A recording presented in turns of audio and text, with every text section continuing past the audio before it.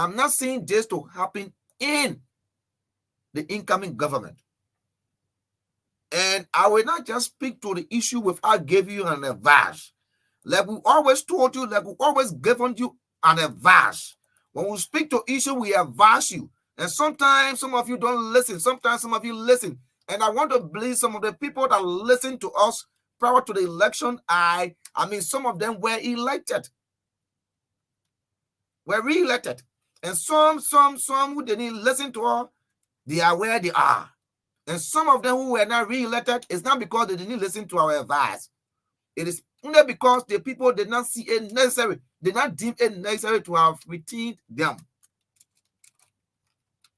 Already at the legislature, at the House of Representatives, where I report from, it is of no secret that the CDC lawmakers are in majority. It is of no secret that the CDC lawmakers are in majority. The reason is very simple. The opposition was only concentrating on the presidency, forgetting about the legislature. The opposition was only concentrating on the executive, that is the presidency, forgetting about the legislature. I'm saying this because I'm looking at the candidates that you put up. Were they strong enough to defeat people that you refer to as failure? Were they strong enough to have defeated them? And I will say no. The independent candidates that contested in the election, how many of the independent candidates I waiting to support you? I gave you an instant. An independent candidate in district number 4 is a sedition. Michael Thomas. There is no way Michael Thomas is waiting to see Thomas father on a ballot box and go to a different camp. He's a sedition in disguise. He contested as an independent candidate. You see, you can sense it. And these people have been having meetings. My advice to the Unity Party, because I'm aware that revenue bills are generated from the House of Representatives. And I know there will be some financial agreements. You want to build the roads. Mr. Incoming President, you want to build the roads. You want to revamp the educational system. You want to rebuild the health facilities that are not in good conditions. You will need some financial actions. You will need some financial actions. You want to bring in investors. You do not want your programs to be hindered.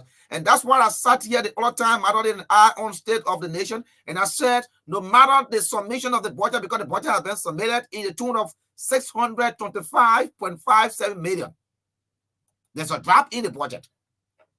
And I know that budget will be debated, and I know there might be an action taken by means of passage, but I'm not very sure that the Senate will agree, will concord. And I'm with the ultimatum that there will be a recast of the 2024 budget. I know that there will be a recast because the government coming has her own programs. And I know that the budget that has been prepared, submitted, programs in that budget suits the CDC PAPD. And I'm not President Bwaka. I wouldn't like to work with a budget wherein none of his programs are captured. So in order to have some of his programs captured, though government is contributive, in order to have some of his programs captured, there must be a recast. Because if Ambassador Bwaka says he wants to build the Southeastern Road and there's no money in the budget for the Southeastern Road, and there's money in the budget to build Lofa Road, then it means he has to go back to the budget. So there will be, if for any reason he said, the health facility in Maryland is not okay, and then they put money in the budget for JFK. If you want to get that money from JFK to send it to the Southeast, the health center, you must recast. And I know there will be a recast. But I'm saying this to bring it to the attention of the Unity Party. You are going to be the government in charge. Do not be a government in charge that will struggle. Because I did not see President we are struggling with the legislature. And I'm saying this because I'm there. I report from there. I know when instruments are brought from the executive, how they are treated. It's simply because Akawas Gwe, who chairs the committee on executive, is there. You have other seditians, top seditian, Dixon Sibo. You have the speaker himself, the presiding, who clothed with authority to recognize who speaks on the floor on the matter.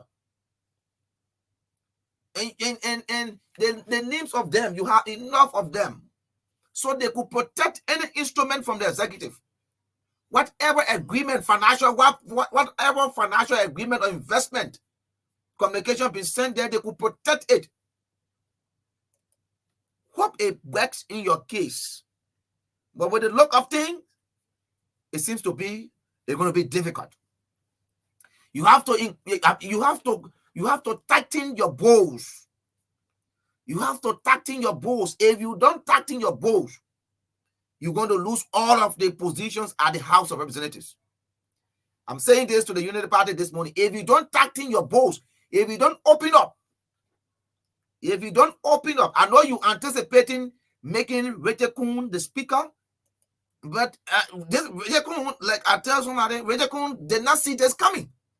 I don't know how prepared is he, but Rachel Kuhn did not see this coming. One person I will say, yeah, he saw this coming is because he attempted. I will say Karen Masaka saw this coming. But Rachel Kuhn, I know fully well he did not see this coming to say, yeah, somebody would have asked him to be a speaker. He did not see this coming. Already the numbers of the CDC is high. The independent candidates have investigated.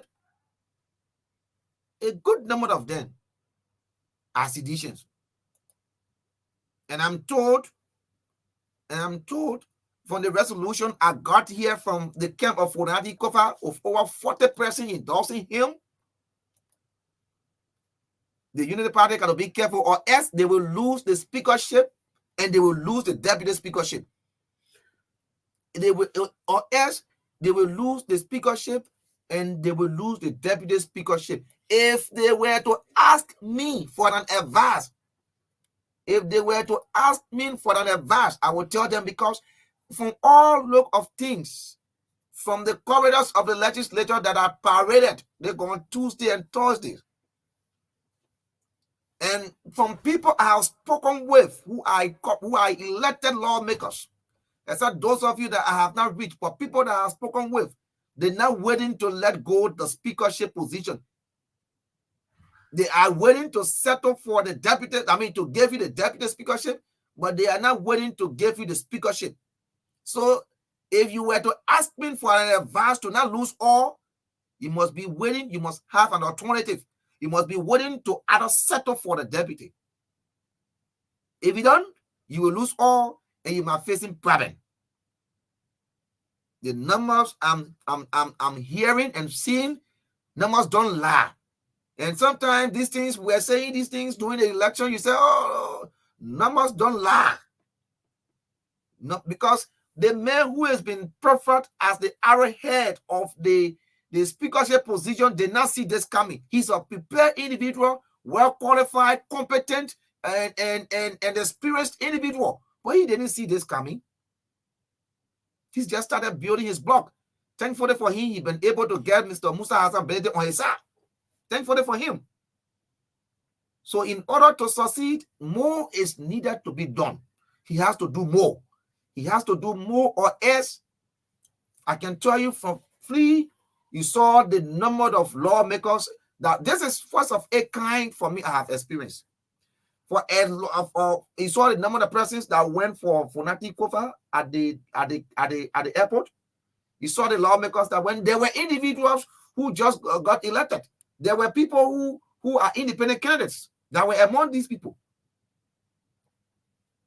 So it is, and I don't know, Korries, whether you have seen Fonati or recent.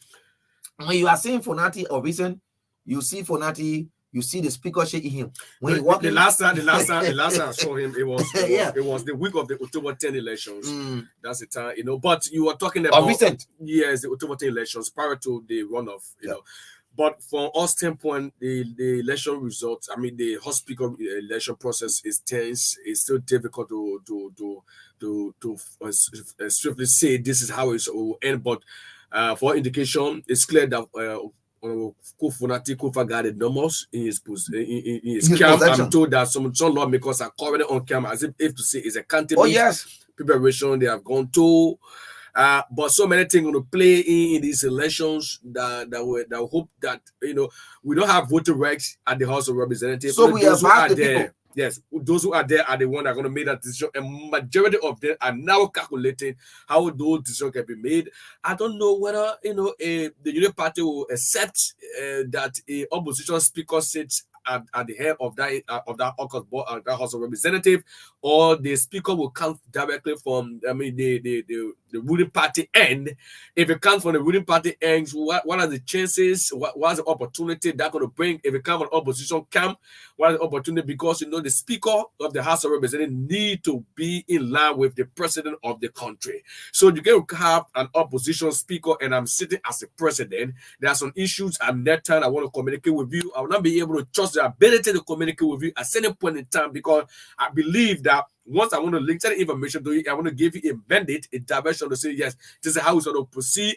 The next calculation of mine will be like, if I tell the Augustine, who is my opposition speaker in the House, and Augustine will carry link information to his party officials to say, this is the instruction that was given to me by Karga, who is, for example, the president, saying that I should do this, when I want. The next thing you'll see is it will be all into the medias, and it'll be on talk show. Oh, this information directly, you will not be the one to go on radio station to say this, but you link the information that I communicate to you, to your party executive. At the end of the day, now it will be taking different direction. There are so many calculations in having a opposition speaker and having a speaker who is from your party. So it mentioned about Rachel Kuhn did not see this coming. One example I also gave was the current vice president-elect Jeremiah Kuhn. I mean, Jeremiah Kuhn did not see. I don't know whether you even thought that you were going to be a deputy. I mean, a vice president. No. Jeremiah Kuhn saw this coming. Jeremiah Kuhn saw this coming because when you listen to the conversation from Senator Edwin Snow, he saw this coming, but he didn't know it would have come at this time. He didn't know that because I remember the election that he won, the senatorial election he won. I remember seeing seditionists that went to Nima County to support him. Okay. I remember that very election, even the mayor, Korries. Okay. They were all in Nima County campaigning for him. Okay. He and Prince Johnson, they were there. They spent nights. Okay. So he didn't see this coming at this time, but he had the thought that he would be. Because Snow has either told him that. They have either had conversation. I listened to him on one of the talk shows. To Senator Snow, he said they had that kind of conversation. Okay. So, Augustine, here is my point right now. For example, like what I said, now the president Baka will take a phone and place a call, for example, to you, Augustine of Maggie County District 1 or 2 to say, Augustine, I'm President Joe Baka, but I want you to support, for example, Karga as the speaker. Though you come from an opposition bloc, in Basil Baka will not be brave. Let me put it that way. Not be brave to call you. If, for example, if you are a member of the opposition bloc, for example, and you come from the party, but your party did not make it to the presidency, what have you? Right. So, and then if you place the call to, for example, and not individual say, man, I see you as an independent candidate in the House. So I think that I can collaborate with you. So I want you to support me as the president. Right. Now the calculation is, all right, I'm Karga. I'm vying for the seat, and Augustine praying to support me, but he received a call from the president. And I want to give, for example, money factor going to play in these elections. Trust me. I will call Augustine. Augustine, you want the election. I know you did not spend it. You borrow money to do your campaign. You're going to pay back some of the money that you use. So I get about 1,000 or 2,000 US package for you. So come back, get the money. You should be borrowing money to go to campaign. Yeah. Now I will call you. The president call you and say, oh, man, yeah, I'm President Joe Biden calling you, and I want you to support me. Now you are looking at a 6-year, friendship with the president. That anytime you call the president, if you have any project in your district, you can just go to the president, please join me for the groundbreaking ceremony, because that link has been built between you and the president already. But if you take that $2,000 and then you say, yeah, I'm not support the president, I will support, and the men are getting money from, you you will not get any issue ongoing in that district, and you expect, or you even place the call to the president, go there. The president will calculate and tell you, and go say, but now you support this point in time, you did not support me, and you support this person. So the factor of money going to play in. Another issue is the caucus factor. For example, I come from Grand Basel County, and Basel had about 5 law, they got 5 representatives. Those representatives, we are caucus members. We will go in our meeting to decide, to say, gentlemen, we are from Bassa. We need to put one agenda of this country. So let us go this way. The caucus factor will play as well. So this is a critical decision that that we expect. But the best of all, if nobody thought of this, that Honorable Musa Berete of Nima Josevi would join the rings with the United Party lines. Nobody knew. So it came as Musa is a politician. Musa understands what is happening at the level of the House of Representatives. So what is making it difficult for the Unity Party is their time. Their time. They could get the guys. Getting the guys for their time is difficult. I mean, for the guys' time, they could get them. That is, they had the money, but they don't have the money now to give to the guys. I don't know. Somebody may say, I don't want to believe, because what I'm looking at now is like a mandate. Since they have, because there's no way the CDC will win the Senate. The Senate, trust me, that one they can pull out any kind of candidate, they will not win the Senate. But the House, there where the fight is. And I told somebody, I said the fight of Ambassador Boakai government for success it starts with the speakership election. And I know there are a series of discussions ongoing. There are a lot of discussions ongoing. But it's not an easy thing. From what I'm sensing, from what I'm looking at the legislature, it's not going to be an easy thing, or it is not an easy thing for the Unity Party to win the speakership position. And if they don't take time, I'm saying this again, somebody will call on the radio and say, you said it, or you didn't say it. If they don't take time, let me tell you, I'm told that you're having discussions. I'm told you're having discussions. If the people don't agree, if you don't agree to the discussion, and the people decide to go their way, you will lose all. Yeah. Because I'm hearing names, and there is a name that I'm hearing at the legislature. There's a name that I'm hearing at the legislature. If it goes with Fonati, then it's gonna be a difficult situation for you. So the whole life is give and take. Okay? This whole life is give and take. So there's need that as a proper discussion be held. I know there are discussions ongoing, but a proper discussion be held, or else you're gonna lose all. Because even if Musa Bele wins the deputy speaker position, then you are is now Unity Party in. Mind you, even the CPP. So he'll be considered as the CPP deputy speaker. I mean, a deputy speaker from the CPP. And if Fonati wins the speakership position, he's gonna be considered as a citizen who is a speaker.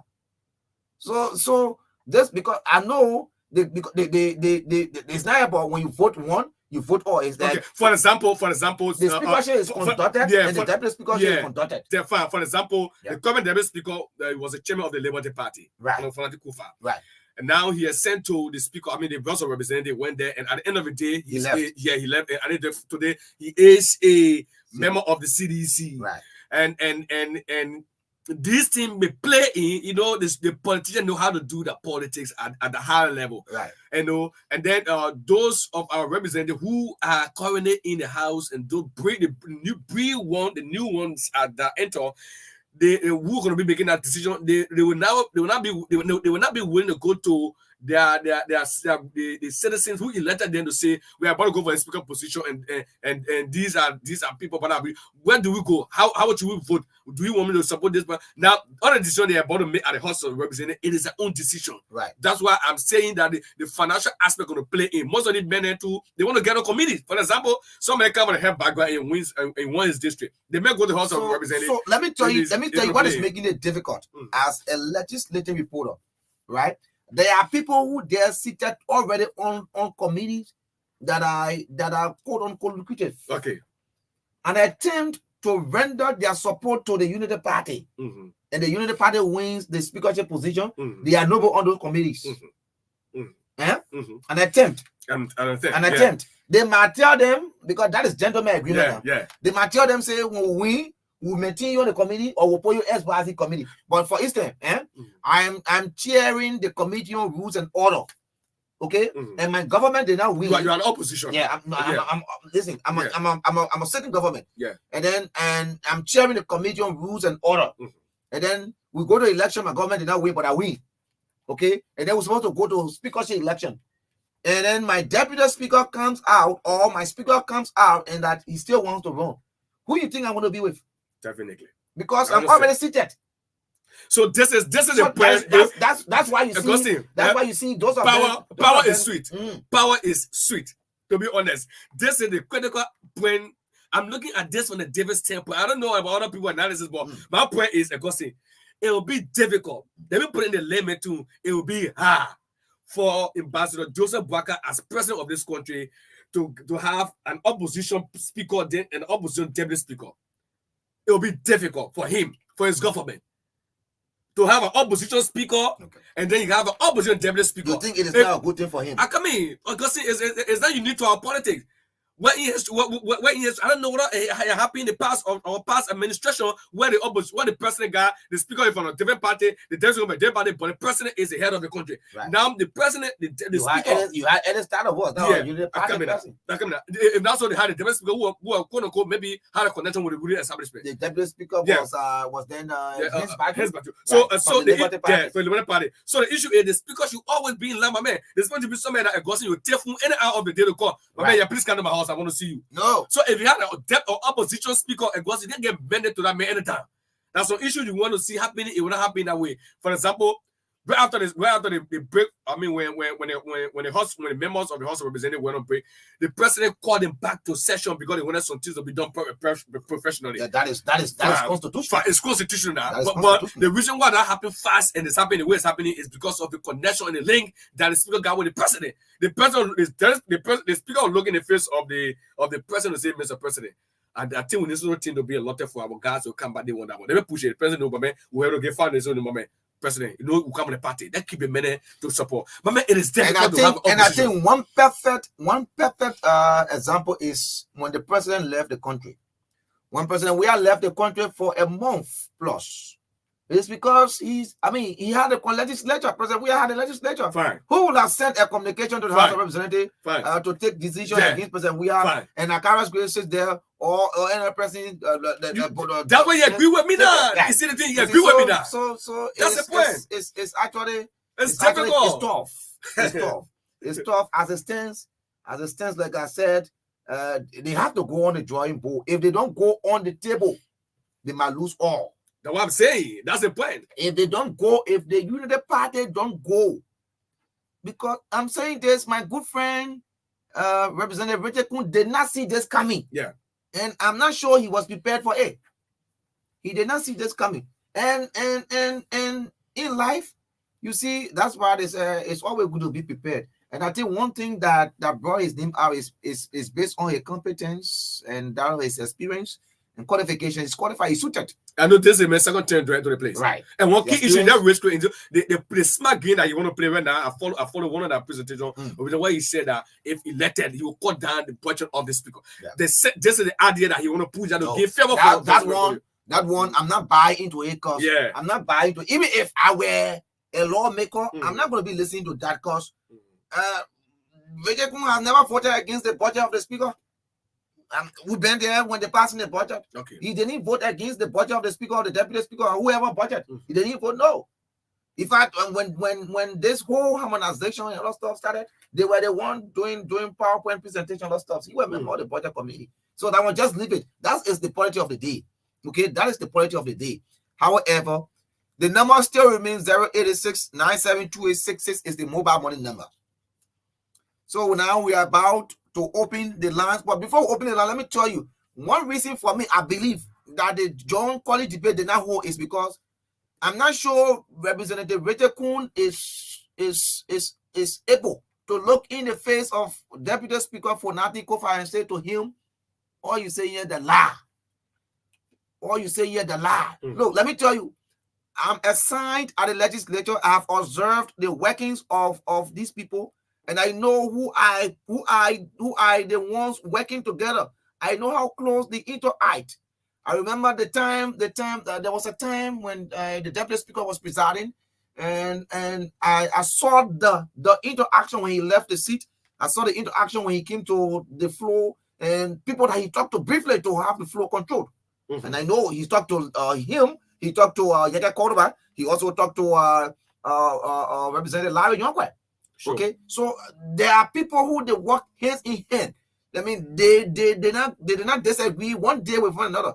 I don't want to believe that Representative Richard Kuhn is willing to disagree with Deputy Speaker Fonati Kofa openly, and that's why the both of them chose to not go to the debate.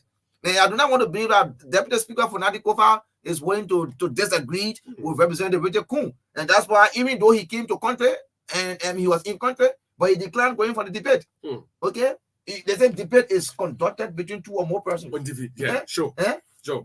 But when you bring and you and I invited to a debate, and I go. I went there. And I just going to lecture. No, it's not a debate. I went to lecture. So that's it. So I think that's the reason why the debate did not hold. The John Korries debate did not hold, because the two parties, they are not willing to look into one another. And I think, I think they need to call people that John to apologize to him, because he put a lot of energy into this. At the end of the day, to let it down. But let's go to the last. But before we leave again, this is a reminder to the NEC. The people have to get their lawmakers. You have the NEC, the Board of Commissioners. There are cases before you for hearing. It is prudent indeed that you hear the cases, that people know the status of the cases. Don't drag this thing. Just as you did not drag the result, just as you did not delay the result, and the people did not delay to take appeal, please do the honorable thing. Come down with verdicts into cases before you, because I'm told you are yet to release even the Maryland County. The Maryland issue. So it is just good enough that you come down with a hearing so that people can know where they are standing. So that the people can have who has been trusted with the power to lead, to make decisions on their behalf. We'll open the lines 0776296659. 0776296659. Yes, 0776764650. And of course, let's take our first call. Then let me talk to you, Ebert Hammond. Good morning. Good morning, good morning to my pastor, brother Korries. I want him way more. My name is Ebert Hammond, a Korries taxi, a woman of the city. Okay. According to the real estate, Honorable Kuhn does not have the financial muscle as compared to Honorable Fonati Kofa. But that whole election, you need financial something. That's also people who can comprehend for themselves. You need money to cohere somebody.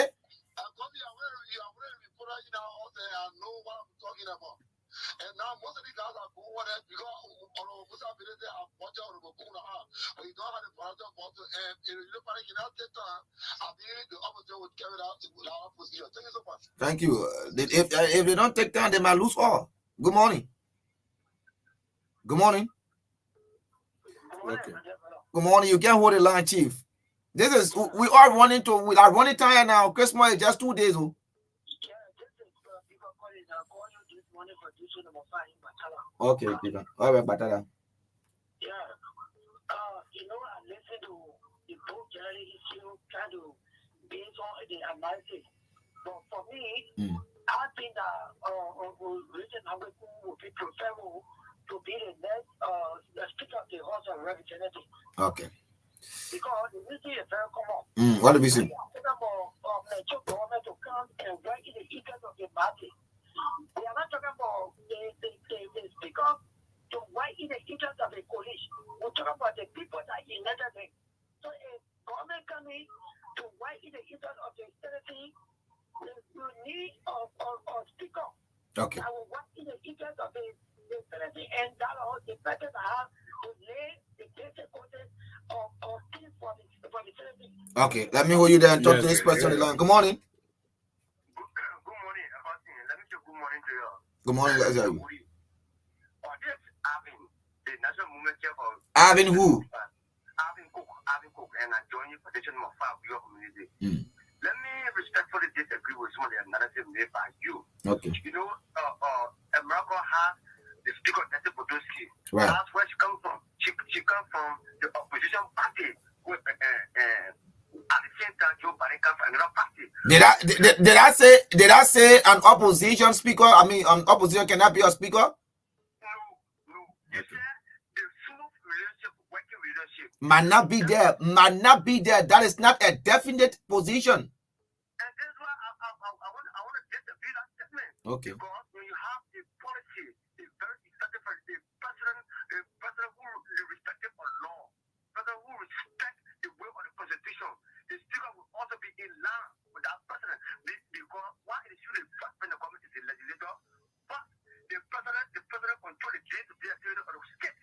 So if you have a president that is revolved, that respects the rule of law, that goes to work 9 o'clock and come 4 o'clock, Okay. definitely the legislator will go to work 10 o'clock, to go for recess work, and go back to work 2 o'clock. Okay, let me wait there. Korries got to take some calls. Good morning. Good morning, Augustine, sir. Good morning. Let's hear you. Thank you. This is the oracle and a call from EW Rehab. The oracle. Which oracle? The oracle of Rehab. So thank you. I listened to the analysis. Chief, will you please call your name? I don't know who to be oracle here. Already experience of Augustine Smith. Okay. Prefer to be called the oracle. All right. All right. So I listened to the analysis. It's fine. So there's one thing you need to do. A government is in the interest of the people. So even if the opposition stay at the speakership, there's only one thing you do. One time government is possible government. You don't serve party. Okay. As a speaker, you don't serve party. You serve the people.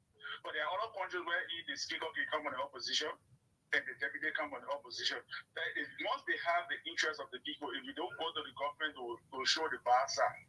But for one thing about the United Party, what they need to do, I believe that they give out the speakership position to the opposition. They should not stay their face. So if the government will not progress, they know that it's because of the opposition, the government did not progress. But I believe if another government is in that position, you don't want to jeopardize the country because of being opposition or not being opposition. Okay. Once there's a great policy for the country, I believe you will go through. Let everybody leave that position, let the opposition take it. Thank you very much. All right, Korries, you got call? Yes, let me take this one. Good morning. Yeah, good morning, sir. Yes, sir. My name is Leah Bobby Addison, chairman for Team 14. And Team 14 is an auxiliary group of the Coalition for Democratic Change, CDC. I called this morning to once again call on the National Elections Commission, NEC, to please do the best that they can to fast-track the case that has to do with Speaker Buffer Chambers. Our members in Plymouth-Southern District are not happy the way this issue is being handled. Speaker Chambers' lawyers have come up with all the facts, audio recordings, and others, but they continue to delay this case. They are impatient, but it's good that Speaker Chambers is talking to his people back home to maintain that. So, NEC, Madam David Lasana, we are appealing to you this morning to please look into Speaker Buffer Chambers' case. Why is it that they are not giving a credence or what? The postponement is too much, my dear brother.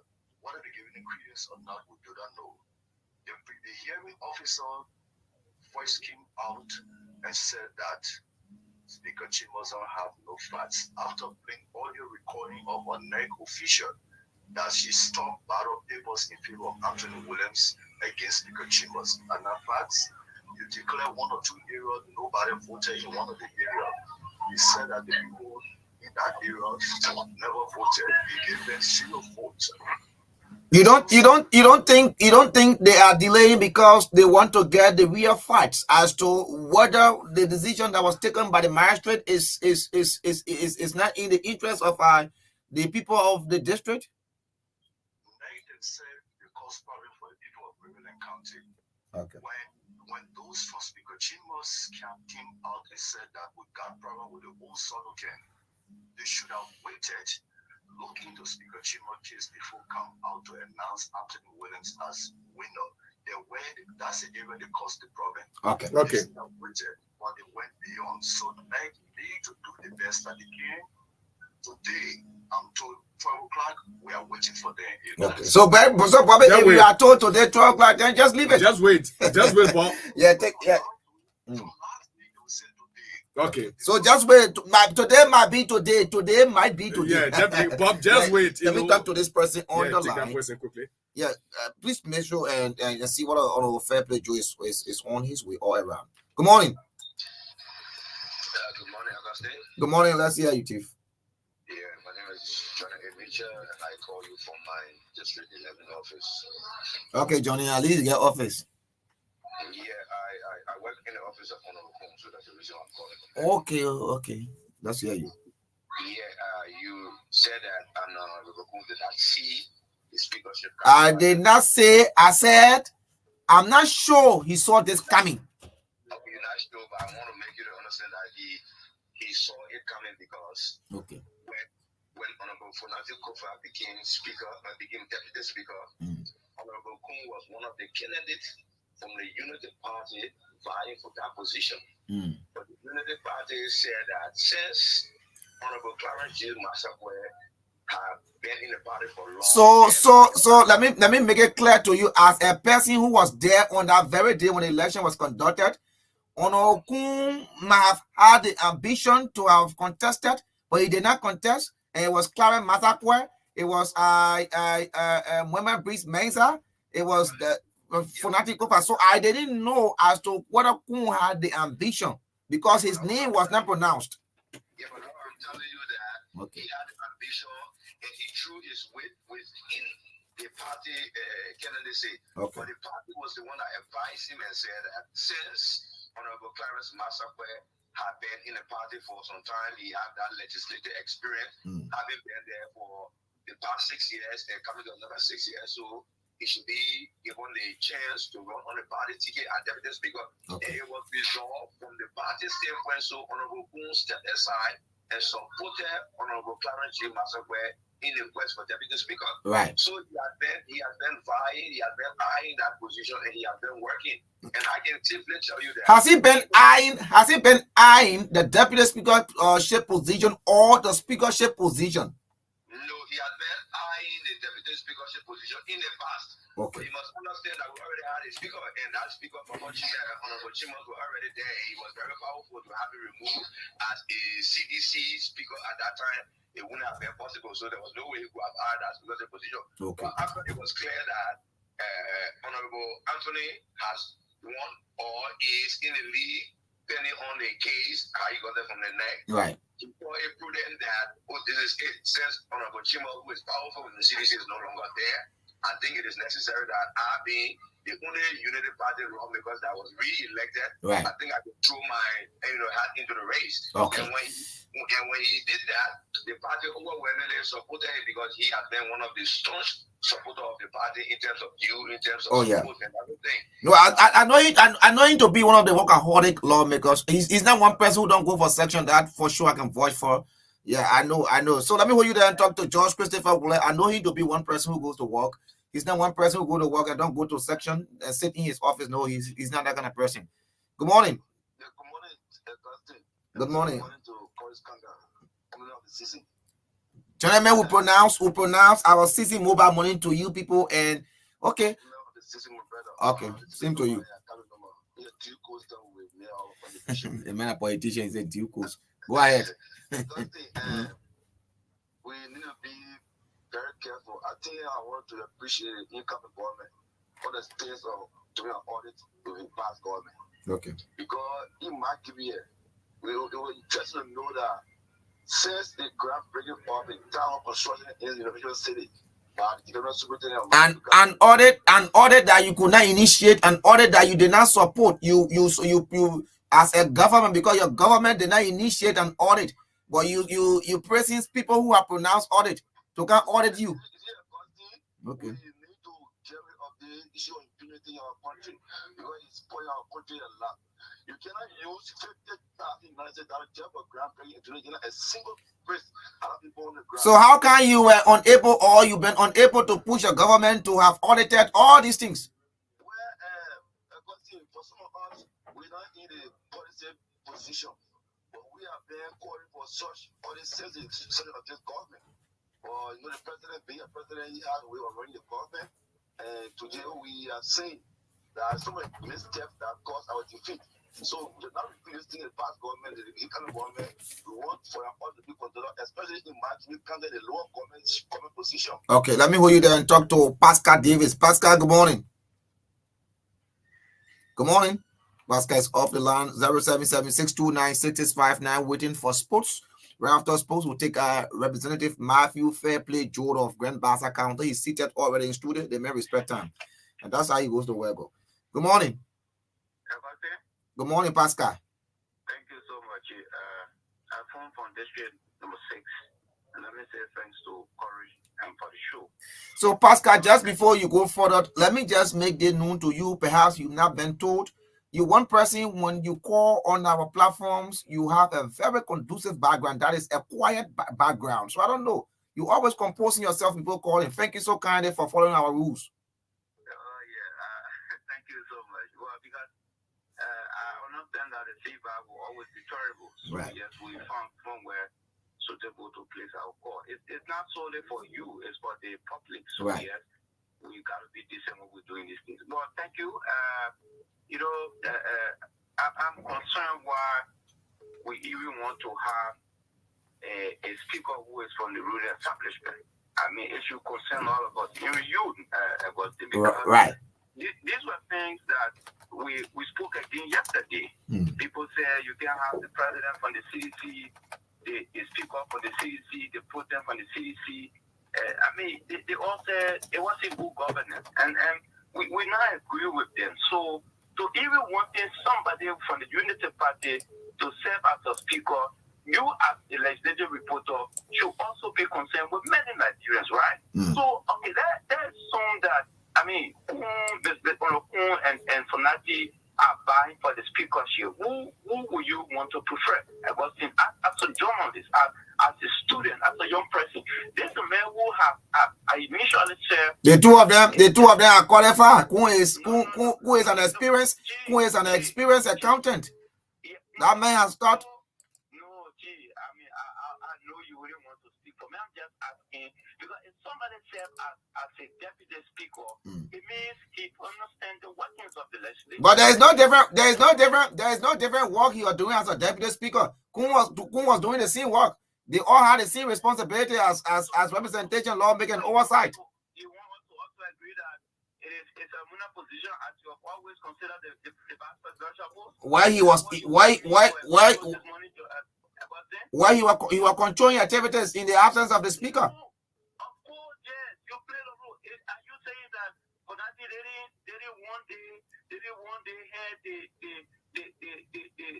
section at the legislature? Are you equally telling me that Kun cannot preside over his colleagues to? I didn't say so. I have not even said so. I'm just saying to you, if we were to look at two of them and placing them in the position of trust and who have understood the workings of the legislature, being a deputy speaker who have presided over the legislature, who could you prefer as a journalist? But what's so big for you to sit in that chair as a presiding and say reading of the agenda, they read agenda, they want speaker, they want communication. What's the big thing about it? For you to look at somebody's hands that all and say you on Joe, I recognize on Joe. What's the big thing about it? It's beyond that. It's about the secretness of the legislature. It's about how you're going to control the legislature in the absence of the speaker. It's about how you're going to unite the police. It's about not just to recognize people as legislature, to even recognize people as legislature. It goes to extra experience. But Representative Kun is on record for being one of the peaceful lawmakers at our legislature. Why may you think he can reconcile them? I didn't say he party. I didn't say he's not a content. I didn't say so. I'm just saying, who could you prefer? Everyone, a government that will claim that will be experienced. Everyone, a government that will be so violent and in the interest of the people. Like you said, you said this may have never voted against the budget. Right. Of course, yes. Oh, yes. To us again, this may have been on the Westminster Finance Committee. Isn't that what you said to us? So why we want to make it? He just said you're going to cut 20% of his budget. And I said to you, I do not. I see that as a political bluff from the side of Representative Kun to have said he will cut his budget. But mind you, he talked about the speaker budget being 2 point some million, but he supported it too. Augustine, let me give this argument this morning, right? So when we were looking for deputy speaker at the time, what did we say? People in the opposition prefer Mr. Fonati. We have Richard Kuhn there. We had the less of all of in the opposition back then. Why is it that we didn't allow our own from the opposition to serve as the deputy speaker, knowing very well that we already had a CDC? All right, let me just squeeze in Daniel Johnson. Sorry, we can't continue. Let me just squeeze in Daniel Johnson. We've got to take sports and go for a commercial, a bit of entertainment, and bring you Representative Fair Play Joe. Good morning. Good morning, Augustine, sir. Good morning. Finest. This is Daniel Johnson from Harper Firestone. Augustine, we want to appreciate the incoming government for the issue of instituting independent audit for international firm. The issue of planning, when they make a pronouncement, there were several pronouncements made by the outgoing government. Didn't you see some of them not come into fruition? They wouldn't make pronouncement. You want to start appreciating? Augustine, President-elect Joe Parker is an elderly man who says what he believes to do. And I can tell you clearly that will happen or it will go on. The only deception in the morning I see on your platform to see a lawmakers, workers, in person of George prison for work, where a $55,000 allotment was made for the cotton tree public school in our district. And up to now, it is alleged that a lawmaker, Koklo Afa Junko, now with the principal, and they squander that money. The money was not used for the intended purpose. Have you gone after the facts? Have you gone after the facts? I can remember they called the principal, local media called the principal, and the principal said he is not accountable to the city. He make it clear. And we are saying to the incoming government. Well, you should be calling upon the PTA to go for accountability because they should know the uses of the money. We call the PTA. The PTA is headed by Pierre Augustine Rose, and he appeared that he don't know nothing about the money. The money is between the lawmakers and now the principal of the school. Okay. And that's the reason why we are petitioning the incoming government to carry on audit in our institution. Okay, let me squeeze in our final call. Just 30 seconds, Tosi. I'll squeeze you in because you're a very good friend of mine. I want us to end the year with this friendship. Thank you so much. Okay. Good morning to you. Good morning to Korries, Karga. This is Manuel Tosia from District 6 for the sake of the public. And I'm following you. You lay a thought on the issue of the Mankivi, the interquality that played there, and that led to us being defeated in Mankivi. Right. And there is something key in your exception. I think there was some level of disintegration and segmentation. Each of them key political actors that could rally support for the CEC, they were segmented into groups. They started to pledge their loyalty to an individual, then supporting the general agenda of the party that led to our defeat. And then lastly, the issue of our president-elect, the issue of his politics is welcoming, it's good, but my advice to him, he should not be selective, and then he should also remember we are available to be rescued and will not take no excuse. Okay, let me hold you there. Thank you so kindly for your call this morning. They are available to be rescued and they will not take excuse. President-elect Joseph Yuma Boakai, you listen to that. So just before we bring you sports briefly, again, like we said, the speakership election is tough. It's going to be tough as it stands. For 90, you've seen what is happening with 490. He's coming from the diaspora. You saw the number of lawmakers that went to with him. You saw the support base he has. We read you the other time the resolution. We read you names. We read you names of people who have signed, who have committed themselves to making sure that he's elected speaker. And there's a name, Thomas for that name has also popped out for the deputy speaker position.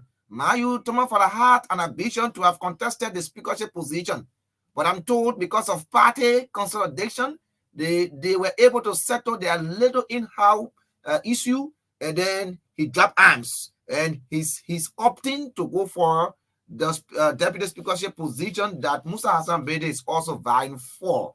So the United Party has to be careful. Like I said, if Fonati wins the speakership, and Belete wins the deputy because it doesn't mean you have a representation as I mean, though he gave a support to Belete Kun, because Belete is a CPP lawmaker and Funati is from the CDC.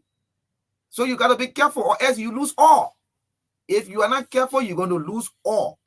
Let's bring you sports right here on the Truth Breakfast Show with Naomi Tapia right here. We'll bring you sports. From sports, we'll bring you a bit of entertainment commercials, and the last segment comes on.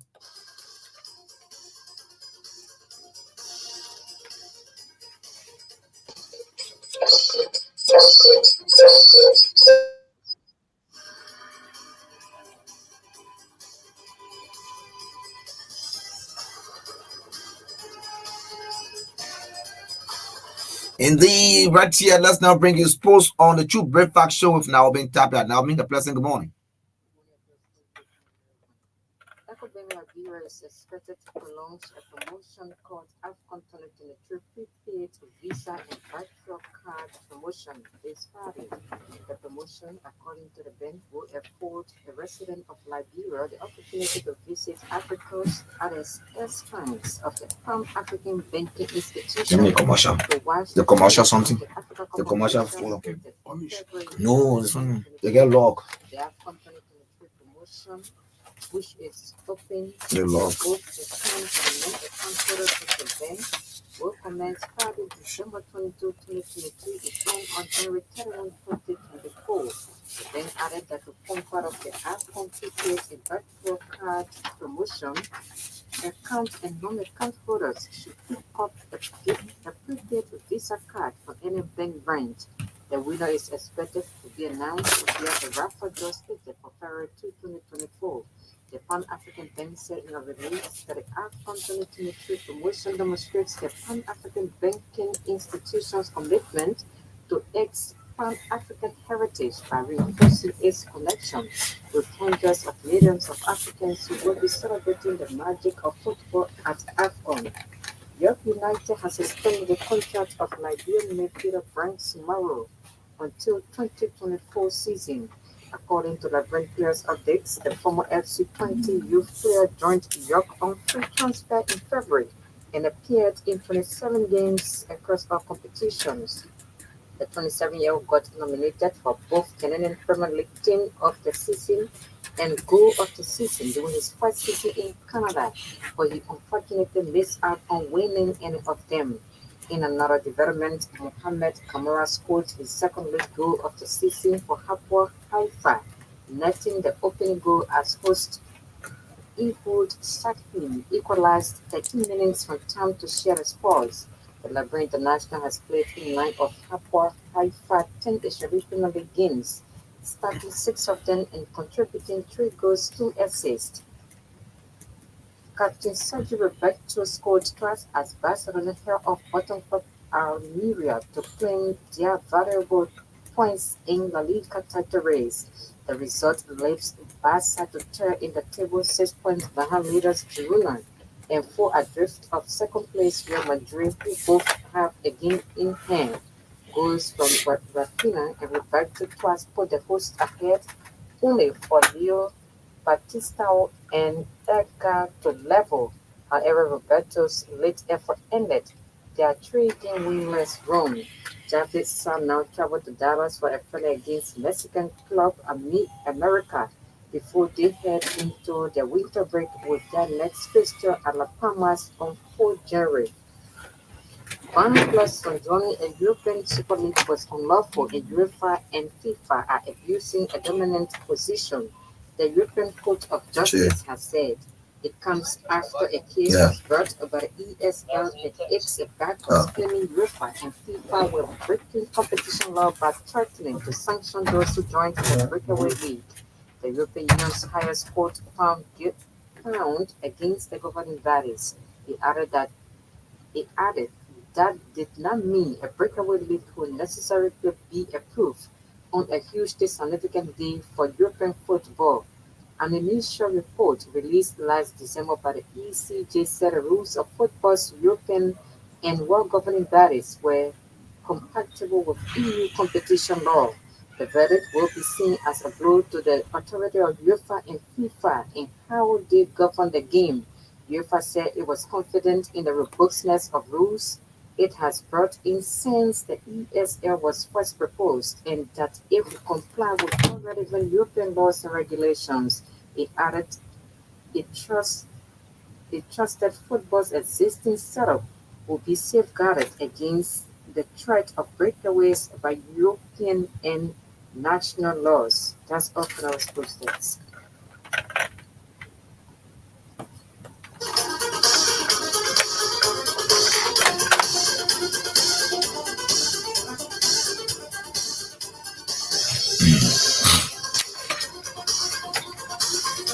And so now I'm in Tapia Sports right here on the True Breakfast Show, a regular feature. Let's bring you commercials, a bit of entertainment. We'll come back, we'll bring you Representative Matthew Fairplay Joe.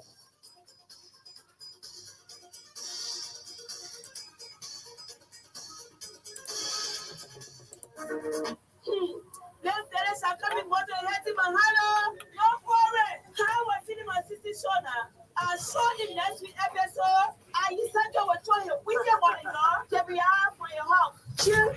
Just my weather was Filipino show business. Don't worry, I got the perfect solution for you. I heard it on the radio. Giving the announcement again.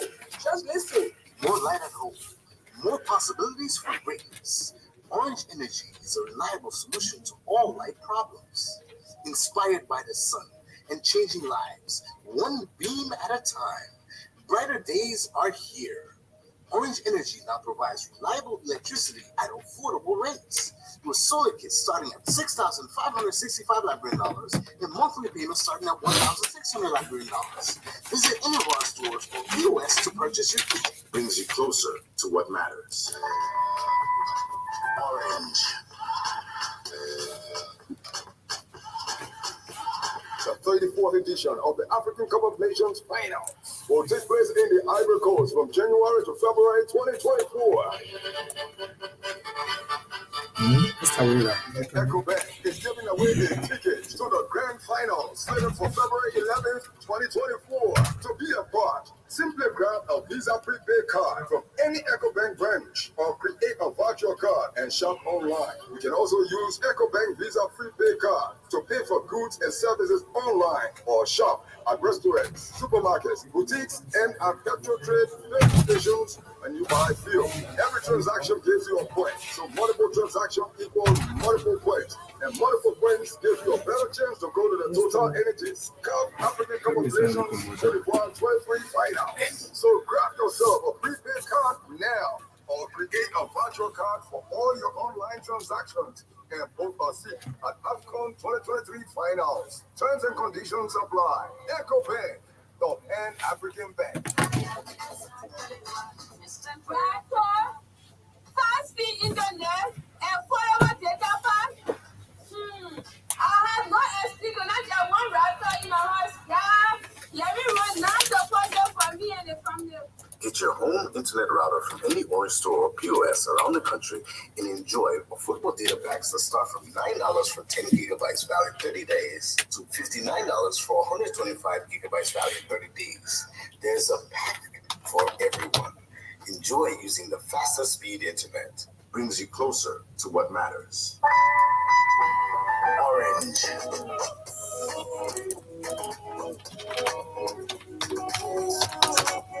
It's possible, anytime, anywhere. A way to make you smile from ear to ear. With Orange Money new program. Starting today. Why not have a little more fun? Why not use money this easily?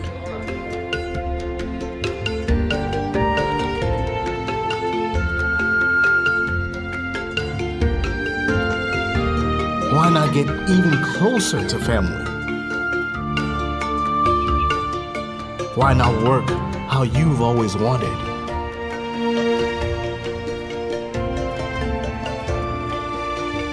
Fun, money, family, work.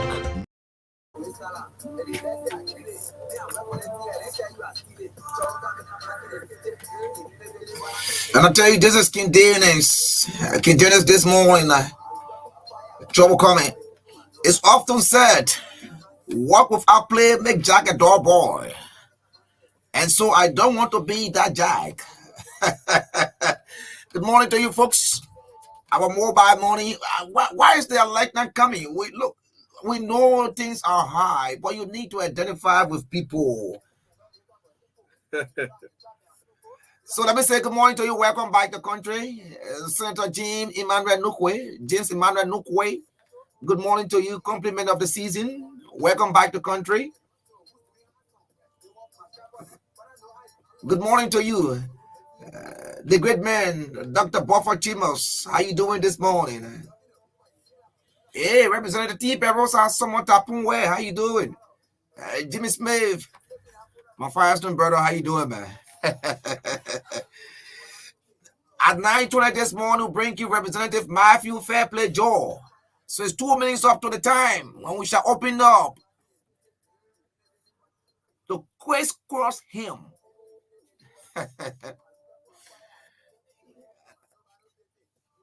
The man is a fair play man.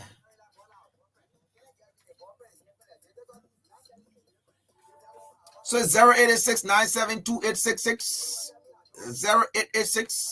0886-972-866. It's the perfect mobile money number.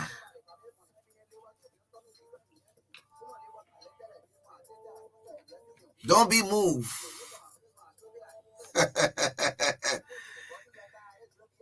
Those of you celebrating birthday, I like to say congratulations. I'm touching my fingers. I remember my days when I was doing continuative. And that's the beauty of those of us that came from the community level. We did all, and we are prepared to do all at all times. And somebody say you're bragging about it. Oh yes, I have to brag about it.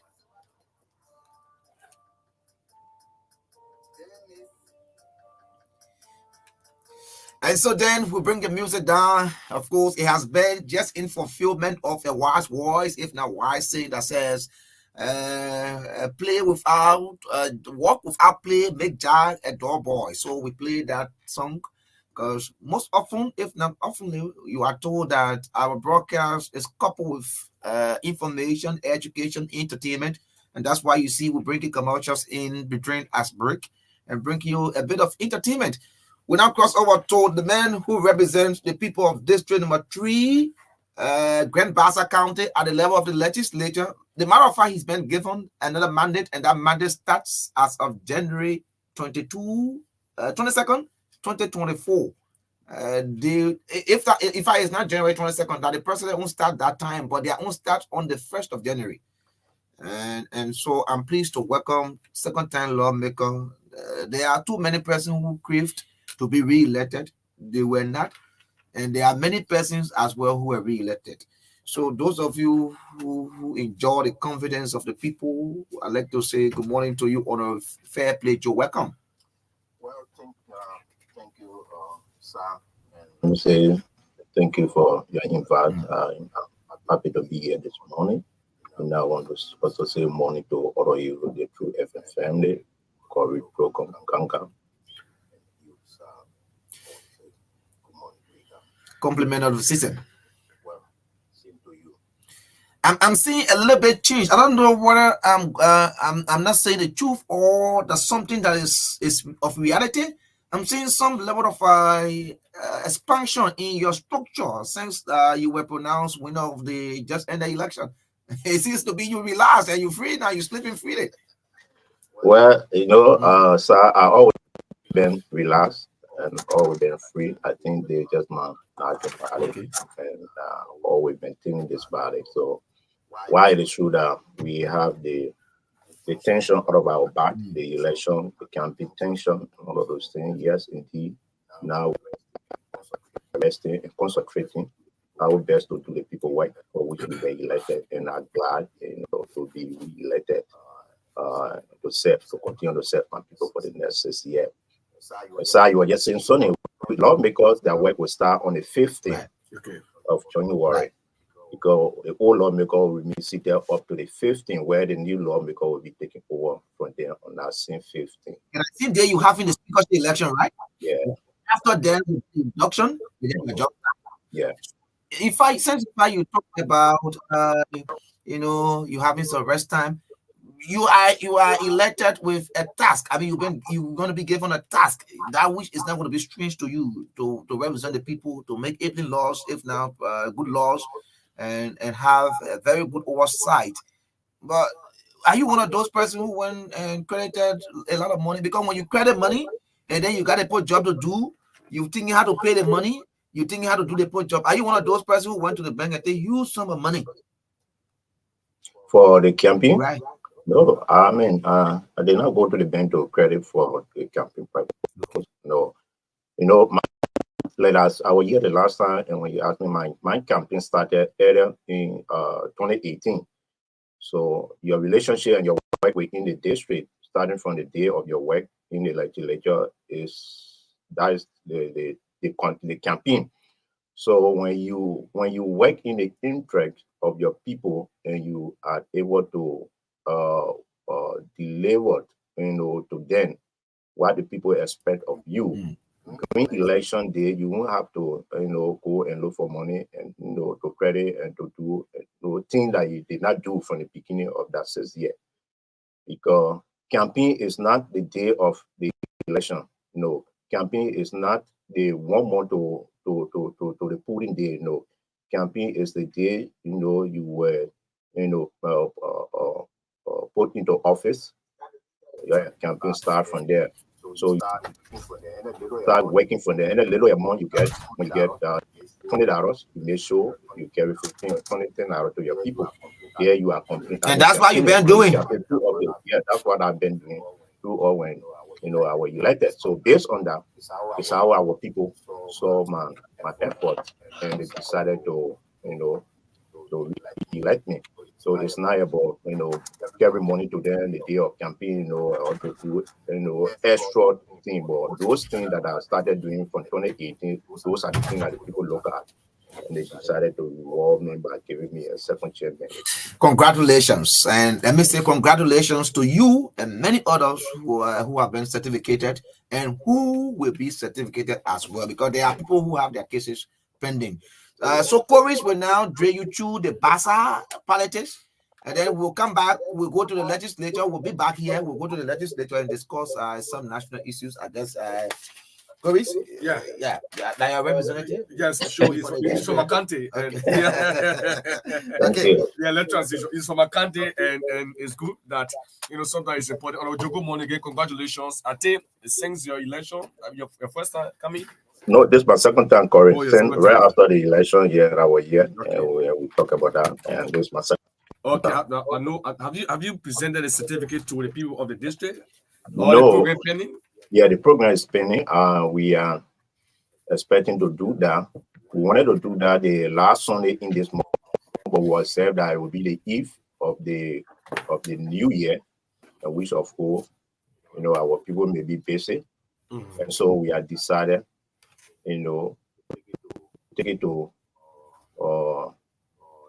the second Sunday, in January, which of course all of our people will be having the opportunity, to attend that program. So where we will be officially turning over the certificate to our people and telling them thank you for giving us the opportunity to come back to the legislature and serve them for another 6 years. You defeated a 12 years of Representative Gabriel Smith with Hugh Marsh in Basa. You still maintain that number, or you double the number this time around?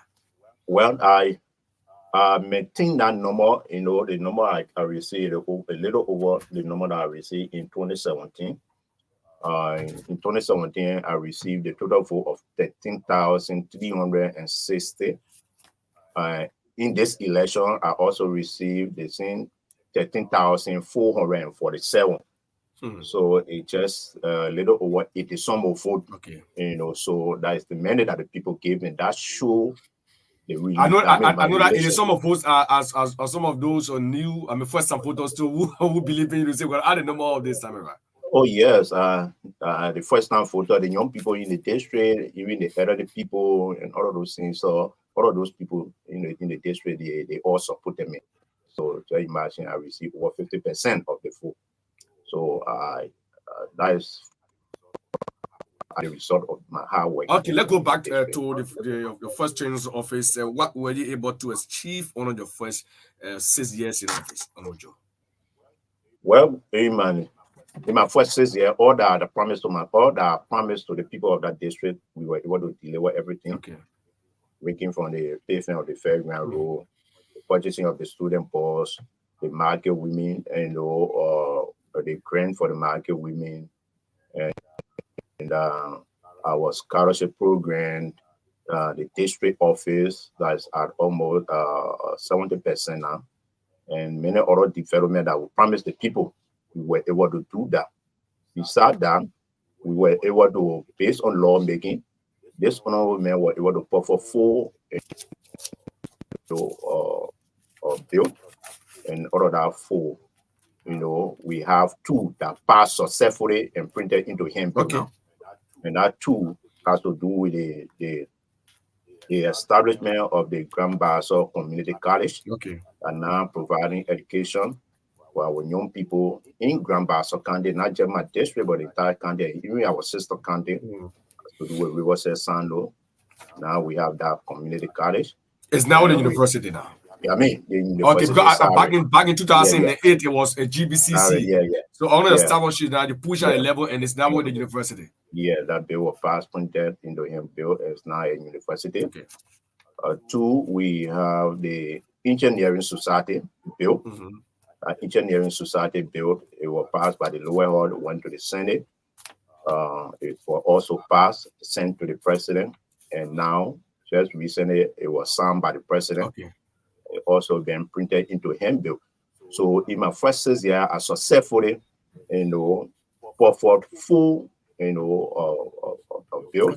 2 passed successfully printed into handbill. 2 still at the Senate. And you're still pushing that one though? Yes, we're still pushing it, and maybe in this second term, we're going to push it and see, whether we can have it passed and have other additional, legislation placed on the floor. So, in my first 6 years, I worked for my people, and the people, they were all certified based on our promises in the election and based on additional work, that we were able to do for the people in that district. What is the significance of the engineering society that was passed? You push it. What is into it? What is stand for? How is this going to benefit the public? It's bring huge benefit to more, especially our brothers and sisters who are in our profession, in the engineering profession. It bring the engineering, it bring our professional people together. Those are our brothers and sisters who go to the engineering school and all of those things. We bring them together under one umbrella. It make them to be, honor our law, and it also provide opportunity for them to be able to work together, where that institution can be able to monitor all engineers within our country, their work. Like, if an engineer having to take a contract, that engineer should be able to have a certificate from the Engineering Society of Liberia. And when you have that certificate, it will classify you as a competent and qualified engineer. In that, if that engineer having to go and do a piece of work for you, and that engineer did not do well, you can still channel your concern or your grievance through the society. And that society will be able to take some steps. And that society will also have the power to also sponsor other students into school who have the plan and the mind, to go to school to learn, engineering and all of those things.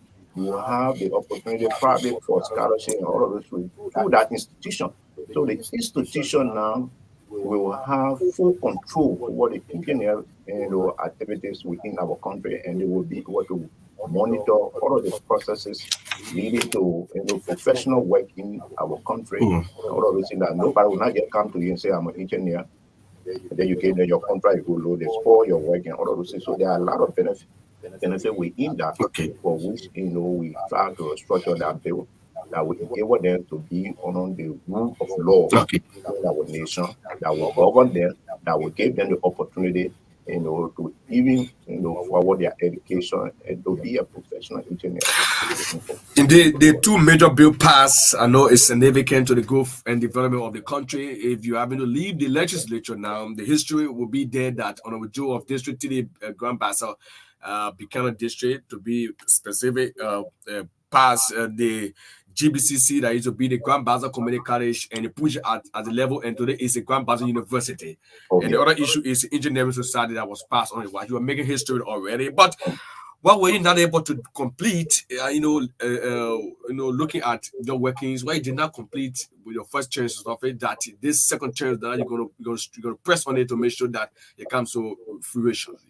Well, let us say, all that we told our people in 2017 during our campaign speaking, we were able to, to succeed in all of that. And there were other, development that we did not promise our people that we started, to engage ourselves in. That has to do with the electricity of Bassa, Korries, you are from Bassa. Now, all of our citizens in Bassa, they are crying for electricity because we have the station right there in Buchanan and all of those things. So we also embarked on that in our 6-year term, but we did not succeed in that yet. But what it is true that there are progress made, and so we are still hoping that in the 6th year we will succeed in that, so that Grand Bassa can benefit from electricity. And that is one thing that on our table. Even though we did not promise that, in 2017, but we saw the need, and we know that our people need that. So we also embarked on that. We also started with the construction of the Grand Bassa Community College Bridge, Grand Bassa University bridge. That bridge did not complete on the tenure of the Excellency Dr. Joe Madawia. So we are still hoping to push that construction of the bridge on the president-elect, Vice President Waika, and so that the bridge can be connected to our university. So these are some of the things that are still on our desk that we need to carry forward and push in this new government, and see how best to work with the new government so that our people can be able to achieve some of those things. Okay. The issue of scholarship, I can remember back you were one person who had a higher individual on your scholarship list. The number reduced down, or you still maintain those numbers? Well, those numbers, we still maintain those numbers. We like you really said, we are the highest scholarship in Grand Bassa in Buchanan City. When you talk about the community, the university, where we have more than 200 students, on our scholarship. Beside the university, we also have scholarship in all of the high schools, and the junior high school, even elementary high school. So they're imagine, it's a very and this is expensive. This is cost intensive. How are you managing any support from outside, or just salary managing all this? We are not actually getting support from the outside. We try to manage that through our salary, and other source of income. So we just make sure that our brothers and sisters can remain in school and get a kind of more quality education. Okay, so will you, or are you still going to carry all those promises you made during the campaign, though you are no longer with the ruling establishment there?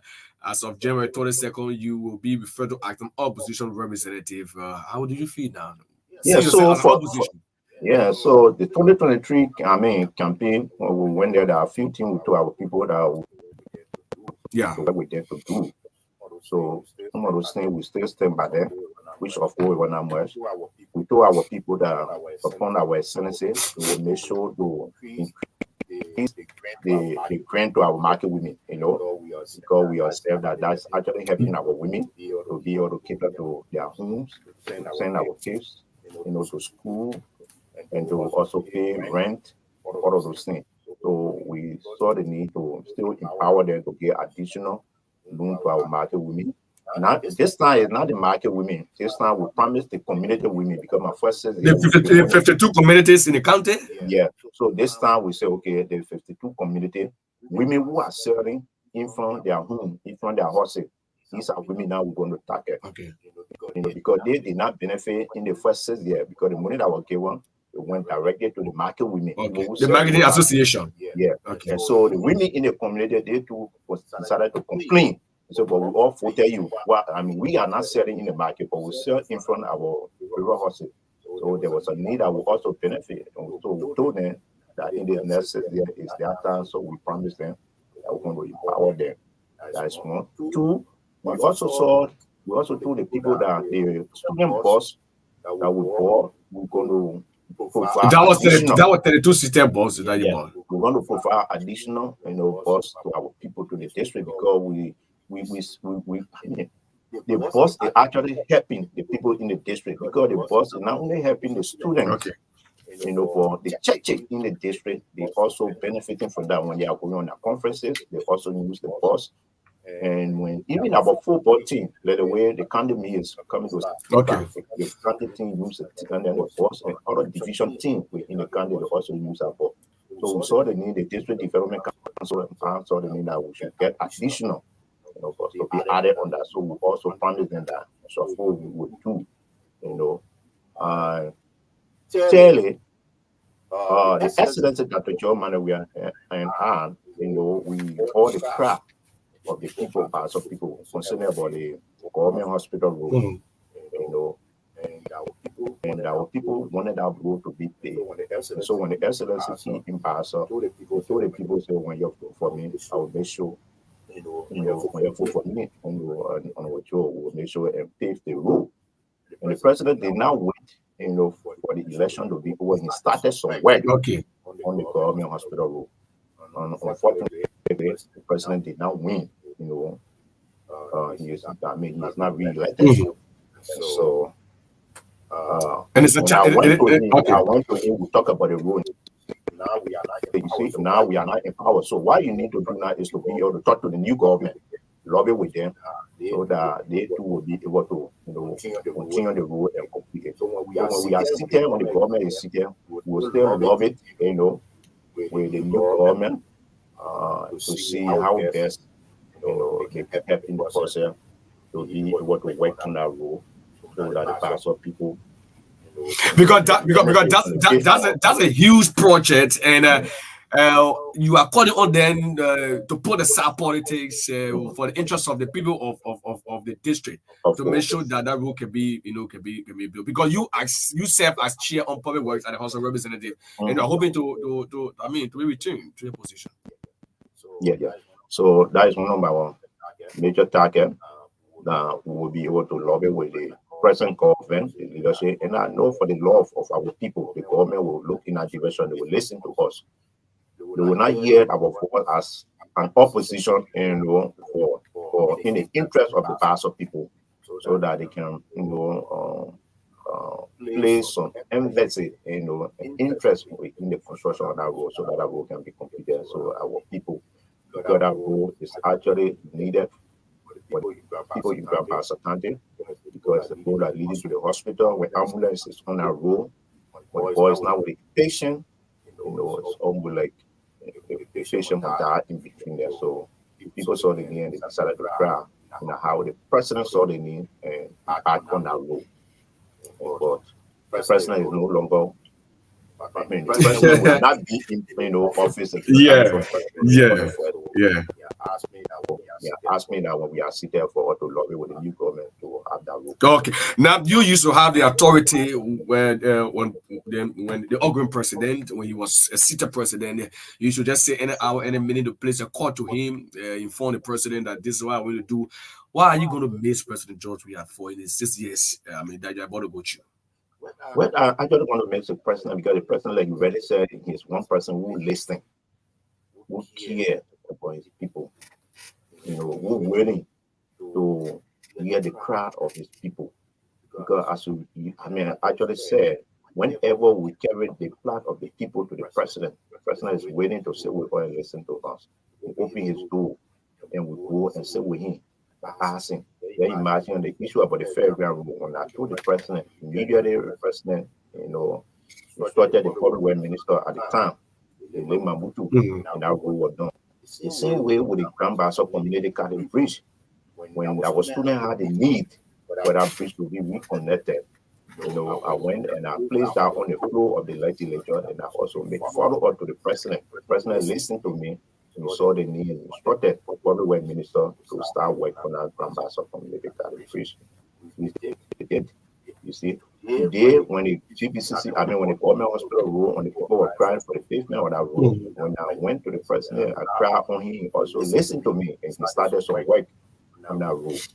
So the president is one person that when you go to him and you put the people problem before him, he's willing to listen to you and work with you so that the needs of the people can be met. So I hope that we will have some relationship within this new administration that is about to take over. Okay, if you just join us, it is a reminder that you are tuned to the program, the Truth Breakfast Show here this morning. Matthew Joe is our guest here on this Friday edition of the program. And with Joe, there's an organization that we've been following a recent called the One Bassa Initiative. I'm told that it is intended to bring unity in the country. This group is headed by the Minister Mazet Val, who is from your country, and want to be clear. They are calling for a One Bassa initiative to push the agenda of Bassa. They believe there have been some divisions within the country. Have you been receiving some calls from this organization? Do you think that there's a need or are there division in the country? Well, I'm just hearing that. Okay. Now receive call from that group, and I don't know. I'm just hearing that.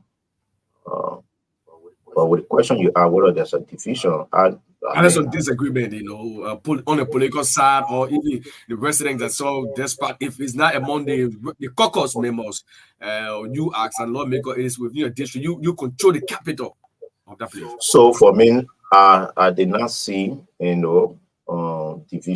Okay.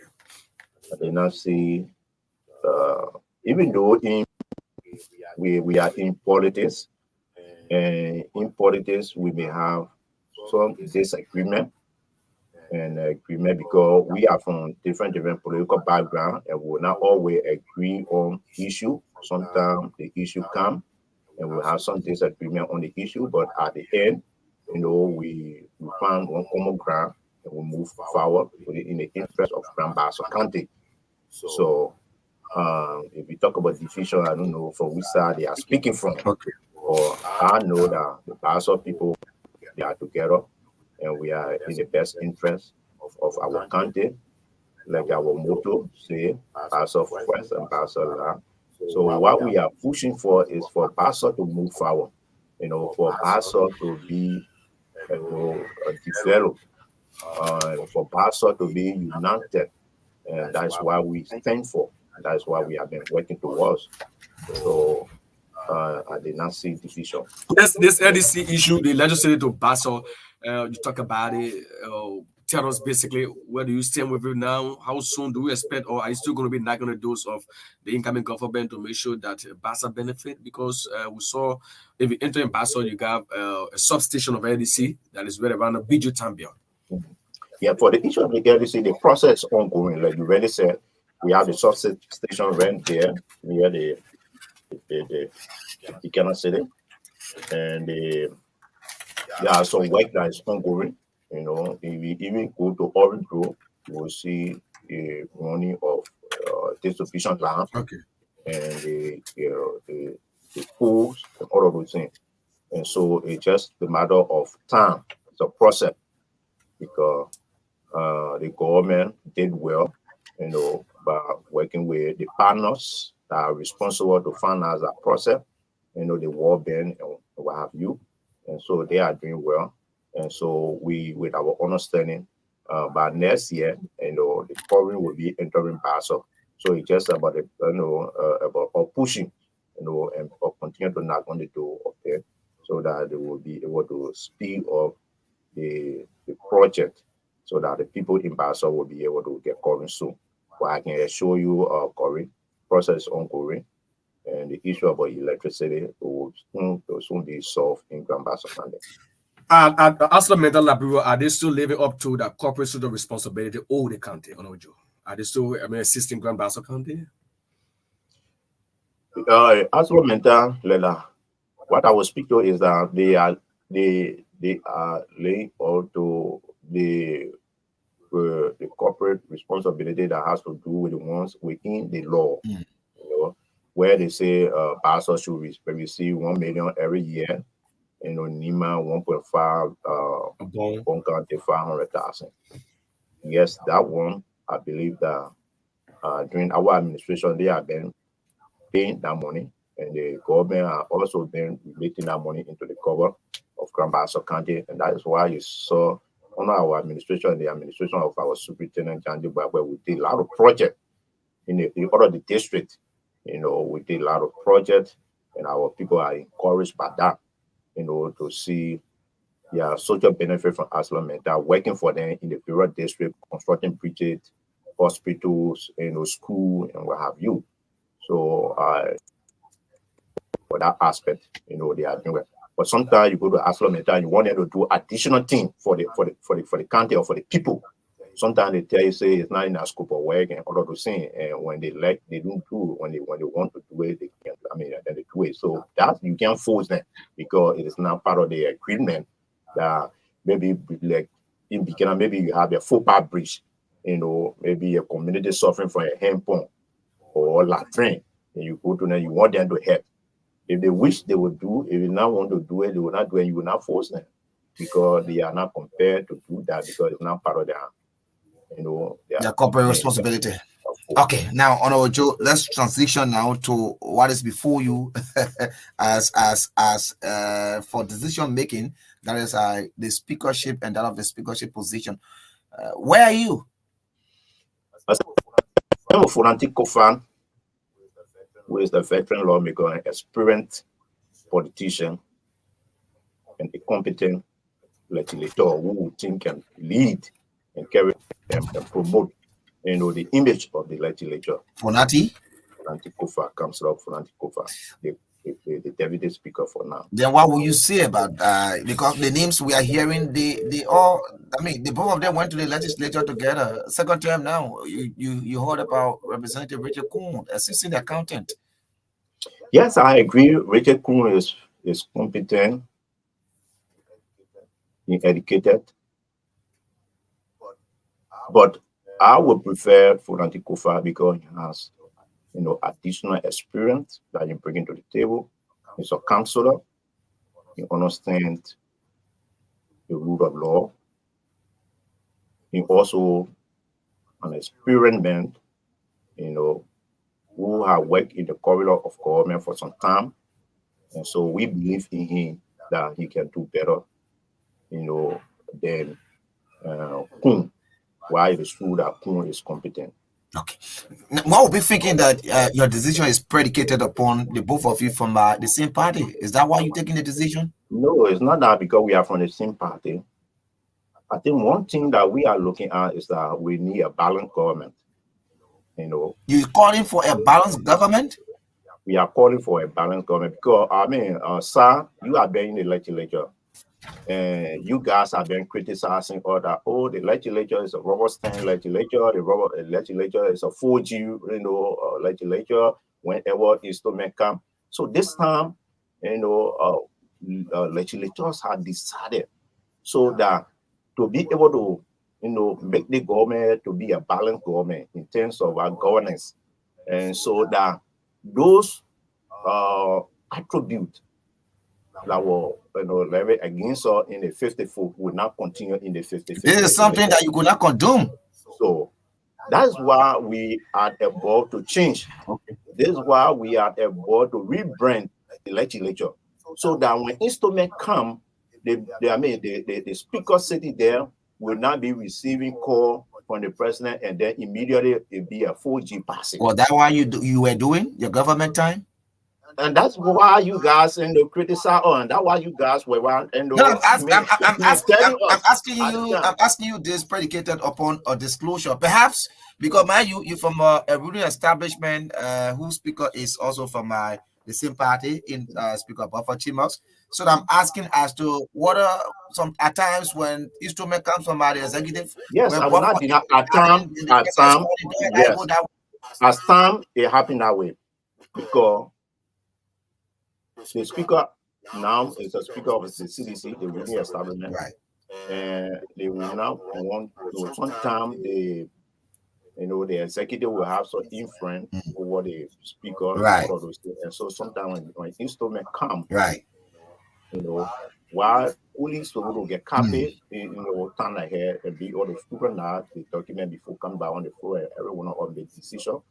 And because of some emergency, all of those things, the presiding may be influenced by the executive, and then the proper procedure in terms of going through all of the processes where we have to go and go through the instrument, all of those things. Sometimes it don't take place in that way. And so many of us, many of our colleagues were not happy of that. Okay. So this time around, we don't want to go through those things. So we want to have a speaker From the opposition. From the opposition. From your camp. It's not, but yes, from our blocks, because it's a block now that we are, set up. So that speaker will not be controlled by the executive, or rather the speaker will be controlled by the people of this. What are you so optimistic of winning this position? Say that? Why are you in the CDC and I mean so optimistic of winning this position? No, it's not about CDC. This speakership election is not about CDC, so I don't want you to tie around CDC. But that's also of you. No, it's not so at all. Who do you have there? We have majority of the independent lawmakers with us. They don't have side. They just decided to take a side. So perhaps they came in disguise. No, but I mean they are men of themselves. They can make decisions. They can read along the line, and so I mean I believe that they are seeing the Saah of Furanti as the rightful blocks that they can support, that will reform the legislature, and that will benefit all of our district, our constituents, that our people will be satisfied with our leadership in the next 6 years. So that is why they are taking the Saah of Furanti. So not because of Furanti being a city lawmaker, no. So this could be, one would say, this is being unfair to the Unity Party government. When your government, you went for all. You went for the speakership, you went for the deputy speakership, you even went for the protest. Why can't so when it happened yesterday, I mean, should we continue in the wrong? Because then you will say continue to criticize, or you in the media, you will continue to criticize. So I mean, this is why the elect is saying that in this new government, they're going to have everything to be in place in the interest of the Liberian people. So I mean, I don't think that the Excellency Chubaka have problem with that, working with opposition, speakers, all of those things. And that's one thing you wanting, for this government to be on the rightful path, so that we all can have a balanced government and be able to checkmate one another and be able to move forward and do the rightful thing for our people. Okay, Korries, cool. Now the numbers for the course. We got 5 minutes. We'll let the course. Yeah, let's take call. Let the people speak to that representative. 0776 764650 0776 764650. If you're on Grand Bazaar candidate this morning and you are following us, you can join us quickly on 0775 80 90 37. Again, 0775 80 90 37. Olomafi Joe is our guest here this morning. This person is on the line. Let me take this one here. Good morning to you. Good morning.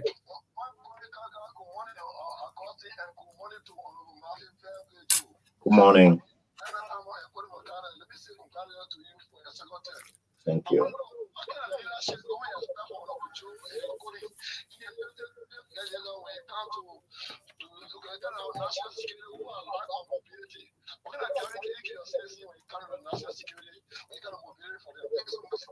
Okay, thank you, Emmett. Let me take this one here. Good morning.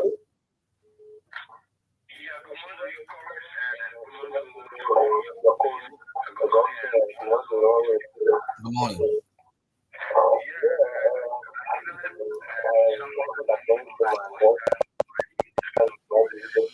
That's the you feel. Good morning.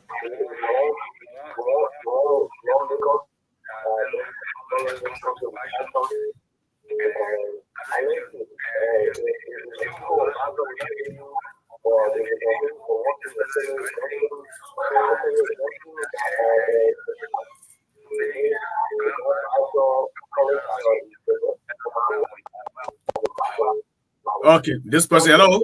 Good morning. Good morning, Allah. Please, let's take quickly, no time.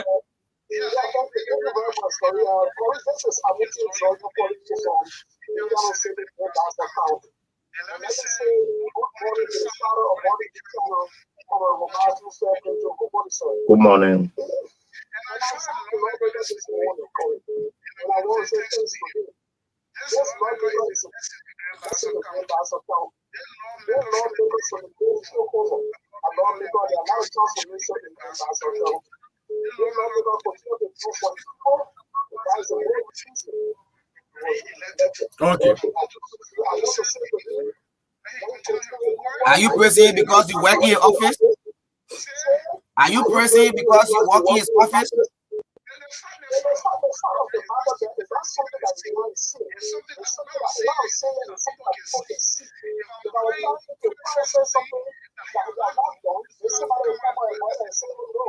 But you want to agree with me, you are staff of his office, right?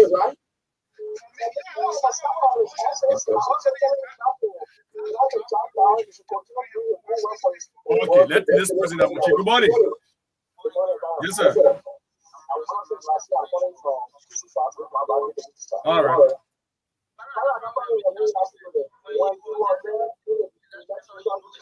No, say honorable that's the president we honor, my man. Don't get with a man over there. Don't do that, man. Don't do that, man.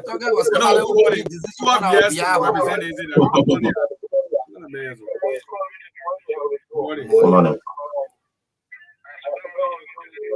What is your name? Where you calling from? Your name? Okay.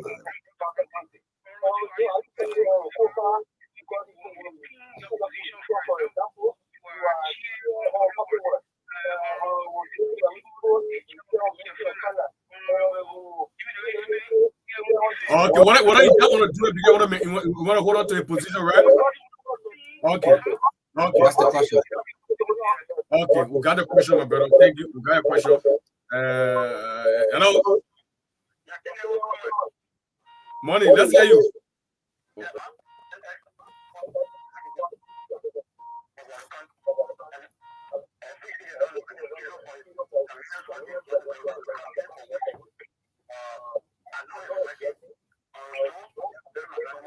What are some of the ways he's talking about?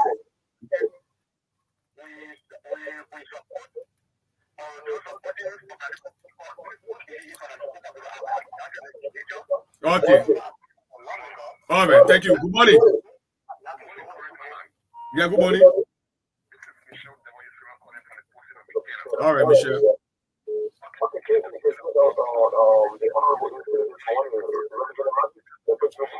Good morning.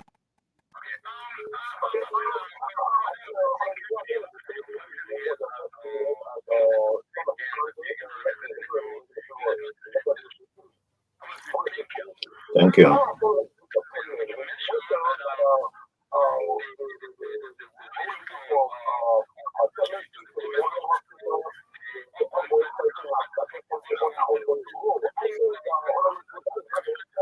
You need clarity on that statement, right? You want you to clarify that statement about So there's no. Okay. So what we establish is there is no stand of the road being constructed. Okay.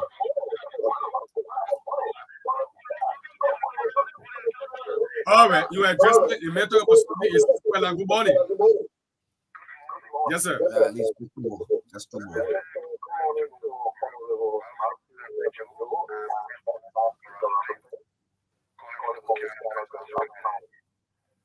That's it.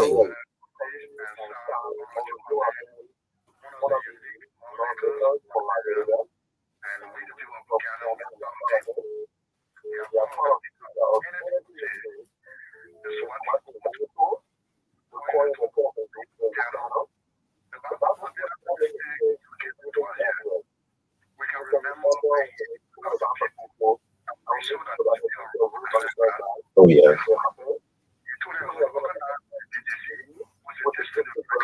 Oh yes.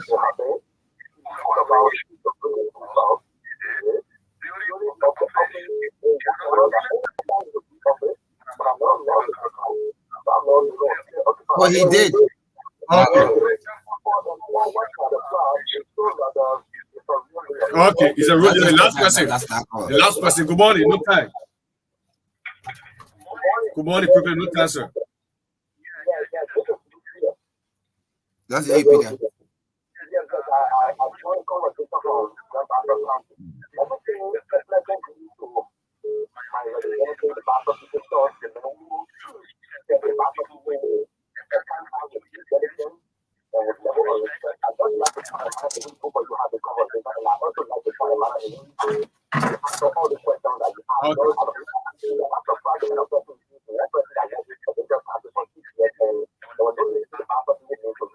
Okay.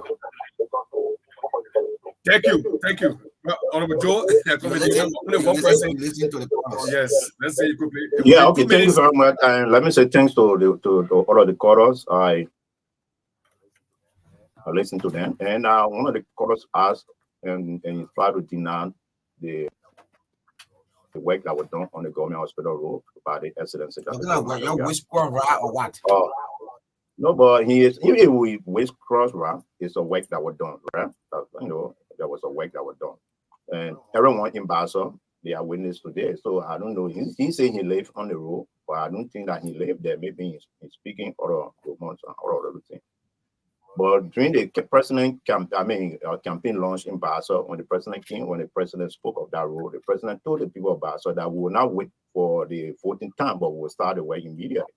And so there was machine that were moved on the road, and they did the clearing and they conditioned the road. So it only remained, for them to apply the I-5 and what have you. And they said, because the rain was heavy at the time, they said after the election, they will apply the I-5. So there was a work that was done on the road. So you should not say that there was no work. Everybody in Basel, they know of that, all those things. So I don't know where he speaks from. The rest are accommodations.